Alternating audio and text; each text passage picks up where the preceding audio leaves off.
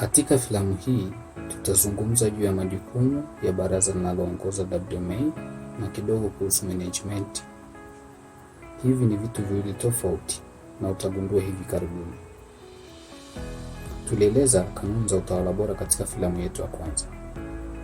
Kwenye filamu hii tutazungumza juu ya majukumu ambayo nyinyi kama viongozi mnapaswa kufanya ili kuhakikisha kuwa WMA inatimiza malengo yake.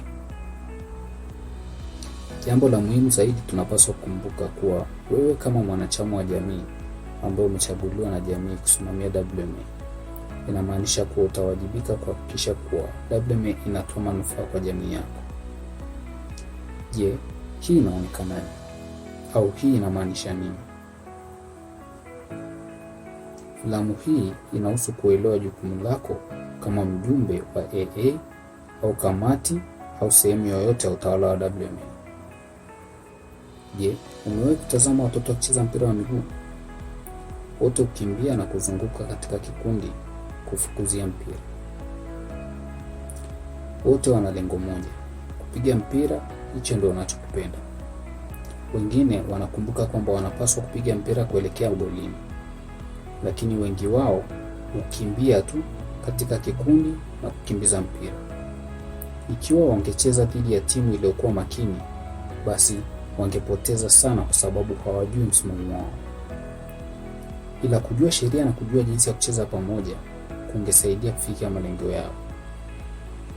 Timu ya wataalamu inaonekanaje? Wana goalkeeper, mshambuliaji na kiungo.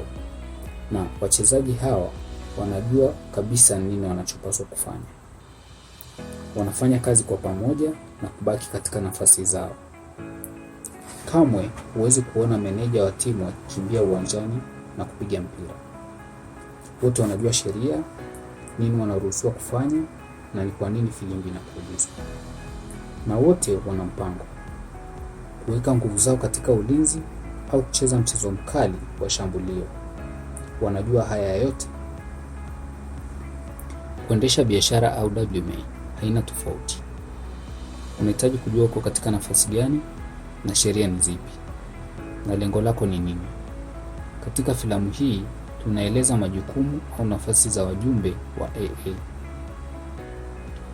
Kwanza ni kuelewa tofauti kuu kati ya baraza linaloongoza na management, kwamba mmoja hupigiwa kura na ana muda kidogo ofisini, na mwingine huchaguliwa au kuajiriwa na anapaswa kutimiza majukumu, vinginevyo hubadilishwa. Baraza linaloongoza ambao ni AA na bodi zingine zote kama bodi ya wadhamini, bodi ya ushauri wilaya na management ni wajumbe waliochaguliwa au kupigiwa kura na jamii ili kuwawakilisha. Kama mjumbe wa baraza linaloongoza la WMA, unapaswa kutekeleza majukumu mawili. Kwanza ni kuwasiliana na jamii yako ambao ni wamiliki wa WMA. Waambie WMA inaenda wapi na inafanya nini. Na pili ni kuhakikisha timu ya usimamizi wa WMA unafuata sheria na unafanya kile kilichoahidiwa kwa jamii, ambayo ni kutekeleza malengo. Moja ni jukumu la mawasiliano na lingine ni jukumu la uangalizi. Hebu tuelewe hili zaidi. Katika jukumu la mawasiliano, kitu cha kwanza hapa ni kusikiliza kile jamii inataka WMA ifanye. Hii inaweza kuwa nguvu na uwekezaji katika elimu, udhamini kwa watoto wa shule, ulinzi wa mazao au malisho bora kwa mifugo, na chochote kinachoboresha maisha yao. Hiyo ndivyo WMA inapaswa kufanya. Halafu kuwasiliana na jamii kile walichokubaliana wote, yaani makubaliano ya pamoja. Kama nini wanataka WMA ifanye, maono na malengo ya WMA, nini WMA inajaribu kufanikisha na inafanya vizuri kiasi gani. Hii inaweza kuonekana kama pesa ngapi zimegawanywa kwa vijiji, na je, pesa hizi zimesaidia kukuza au kufadhili, au jinsi mpango wa elimu au mpango wa ulinzi wa mazao unavyoendelea. Hizi ni kama kuripoti kwa jamii jinsi WMA inavyowafanyia kazi. Jukumu la pili ni lile la uangalizi. Kuna hatua kuu tatu tunapozungumzia kuhusu usimamizi ili kuhakikisha management ya WMA inafikia matokeo yaliyotarajiwa maono na malengo ya WMA, na zinafuata sera, sheria, kanuni na viwango vya maadili vya WMA, na kuwakilisha thamani nzuri ya pesa, kwamba management iko makini na pesa. Uangalizi inamaanisha kuangalia, lakini sio kugusa.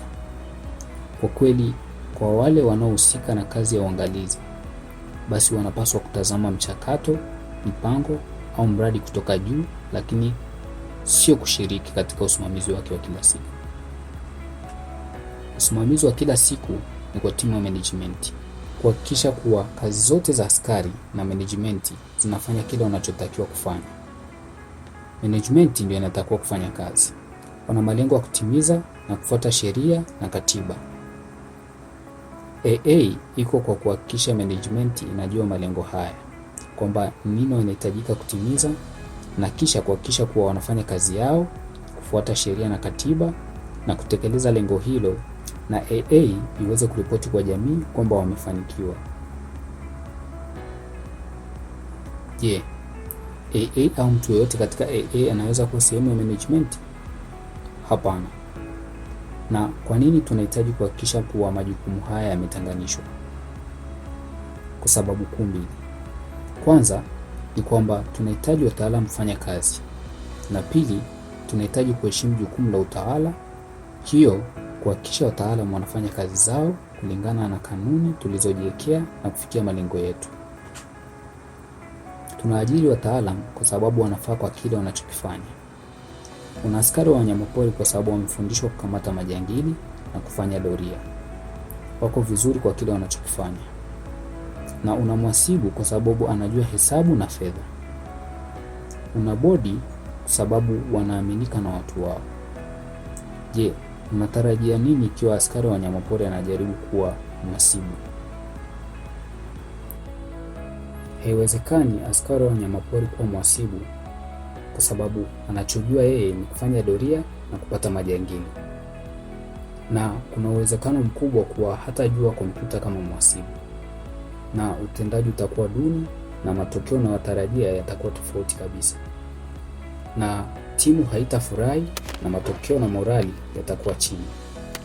Itakuwa ni kutokuheshimu jukumu na thamani ya kila mtu pamoja na ujuzi wao na uzoefu. Ikiwa hauna usimamizi, basi hauna mtu anayehakikisha kwamba sheria zinafuatwa, kwamba washiriki wa timu wanafanya kile wanapaswa kufanya. Itakuwa hauna mtu anayeweza kufanya maamuzi makubwa, yaani maamuzi magumu, kama ni nani anayefanya vizuri na nani anayeshindwa. Jukumu la usimamizi wa AA inamaanisha kuwa umakini unahitajika kabla ya kufanya maamuzi muhimu. Sera na mikakati inatekelezwa kama ilivyokusudiwa. Vikwazo vikubwa hutambuliwa na kupunguzwa. Michakato na mifumo ya WMA inafanya kazi vizuri. Matokeo yanayotarajiwa yanapatikana. Thamani ya pesa inapatikana. Shughuli zinazingatia sera, sheria, kanuni na viwango vya maadili. Sehemu zilizo na shida zinashughulikiwa. Mali zinalindwa na uboreshaji endelevu unafanyika. Hivi ndivyo bunge linavyofanya kazi. Ni jukumu la serikali kufanya kazi ya kila siku na kufanikisha mambo, lakini ni kazi ya bunge na wabunge ambao wamepigiwa kura na watu kuhakikisha kuwa serikali inafanya kazi na kutimiza mambo na kufuata sera, bajeti na kupitisha sheria. Ndani ya bunge watu pia wana majukumu yao. Kuna spika ambaye yuko kuhakikisha kuwa bunge linafuata kanuni, na kuna kamati ambazo zinawajibika kuripoti bungeni katika sekta maalum kama ardhi na maliasili au kamati ya bajeti. Bunge linawajibisha wizara za serikali na wabunge wanaripoti kwa maeneo yao. Hii ni sawa na jinsi AA inafanya kazi na timu ya usimamizi ya WMA. AA ni chombo kinachotawala ambacho kinapaswa kuhakikisha kuwa jamii inajua nini WMA inafanya vipi, na kutoa uangalizi juu ya management ya WMA kutumia sheria na kanuni zao. Filamu inayofuata tutazungumza juu ya malengo ya muda mrefu na jinsi ya kuzingatia mustakabali endelevu wa WMA yako. Hizi ni zana za kusaidia kuweka mwelekeo na njia ya kufanya kazi ili WMA iweze kufanya kazi kwa watu na wanyamapori.